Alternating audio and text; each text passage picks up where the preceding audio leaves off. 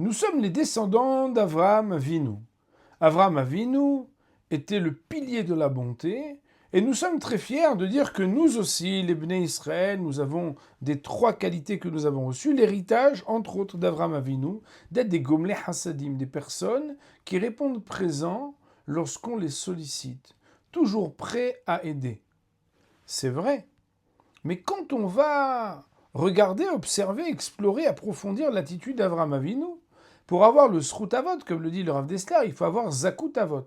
La même pureté et le même niveau, en tout cas essayer de s'en approcher, pour pouvoir dire qu'on a quelque chose qui nous rend les dignes descendants de nos patriarches. Aussi Avraham Avinu, dans notre paracha, il est au 3e jour qui suit sa circoncision, il a presque 100 ans, et donc c'est une personne âgée, et pourtant, il avait l'habitude au quotidien de faire la Achnasat Orhim, d'avoir l'hospitalité, comme tout le monde le sait. Ce jour-là, Akadosh Baruch Hu envoie une météo très chaude pour éviter à Avraham d'avoir à recevoir des passants ou des personnes de voyage. Et pourtant, Avraham ne s'arrête pas. Il va non seulement être celui qui répond aux sollicitations, mais il va sortir pour guetter les invités. Il était triste, nous dit le Midrash. Il voulait accomplir la mitzvah.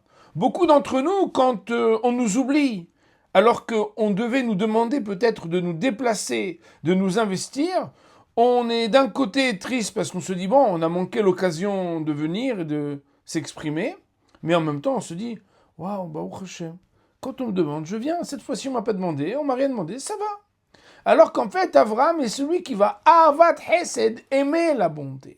Non seulement il répond quand on lui demande, mais aussi il va aller chercher l'occasion de donner. Être les dignes descendants d'Avraham, c'est pas seulement accepter de donner quand on nous sollicite, mais chercher l'occasion et guetter les opportunités qui nous sont données de pouvoir apporter aux autres par la bonté. Shabbat Shalom.